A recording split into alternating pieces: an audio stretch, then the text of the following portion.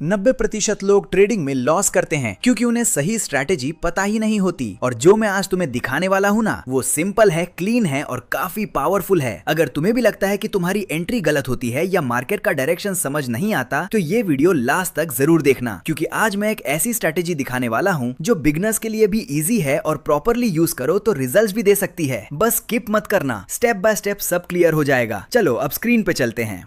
सबसे पहले हम अपना टाइम फ्रेम सेट करते हैं। यहाँ मैं 15 मिनट सेलेक्ट कर रहा हूँ क्योंकि ये स्ट्रेटेजी इसी टाइम फ्रेम पे बेस्ट काम करती है।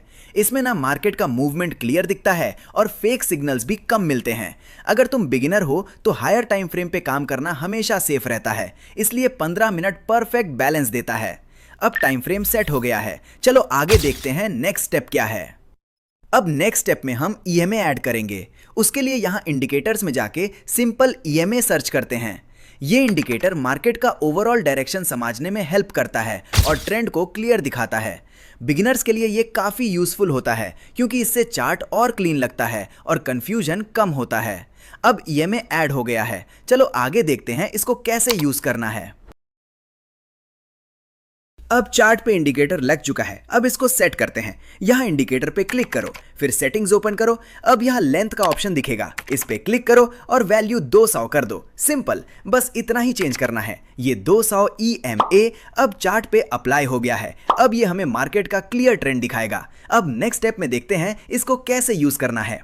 अब चार्ट पे ये लाइन जो तुम देख रहे हो, ये ही 200 EMA है। ये हमें मार्केट का ओवरऑल ट्रेंड दिखाती है। सिंपल समझो, प्राइस अगर इसके ऊपर है तो मार्केट स्ट्रांग है और नीचे है तो वीक। इस लाइन को इग्नोर मत करना, ये आगे का पूरा सेटअप समझने में हेल्प करेगी। सबसे पहले हम चार्ट में ऐसे पॉइंट्स ढूंढते हैं जहां प्राइस EMA को टच करता है। ध्यान से देखो, यहां प्राइस आया और यही से रिएक्शन मिला। ये कोई रैंडम जगह नहीं होती, यही से ट्रेड का चांस बनता है। अगर तुम ये पॉइंट सही पकड़ गए तो एंट्री स्ट्रांग हो जाती है।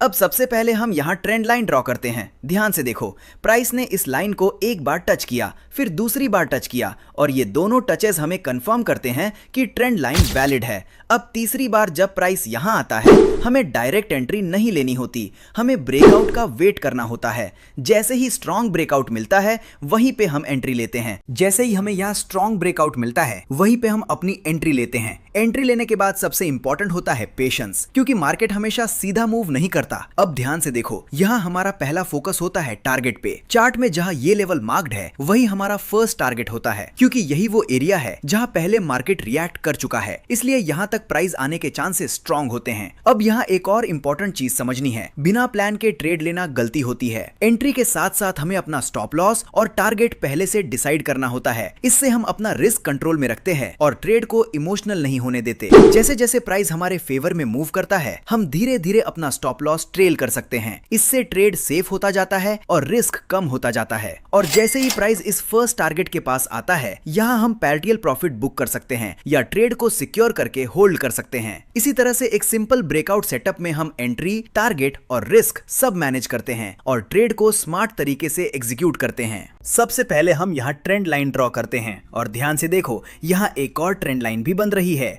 प्राइस दोनों लाइंस को रिस्पेक्ट कर रहा है, जो हमें क्लियर स्ट्रक्चर दिखाता है। और जैसे ही प्राइस इन लाइंस के ऊपर ब्रेक करता है, वहीं पे हमें स्ट्रॉन्ग ब्रेकआउट का सिग्नल मिलता है। ऐसे मल्टीपल कंफर्मेशंस ट्रेड को और रिलायबल बना देते हैं।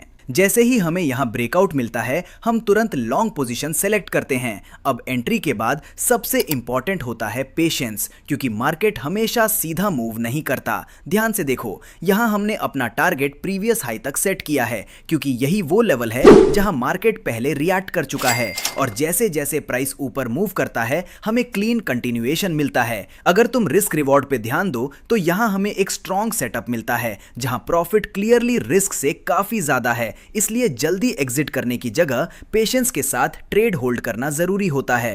अब यहां हम एक ट्रेंड लाइन ड्रॉ करते हैं। ध्यान से देखो, प्राइस ने इस लाइन को एक बार टच किया, फिर दूसरी बार टच किया और ये दोनों टचेस हमें कंफर्म करते हैं ब्रेकआउट का क्लियर सिग्नल मिलता है। इस एरो को ध्यान से देखो, यही से स्ट्रॉन्ग मूव स्टार्ट होता है।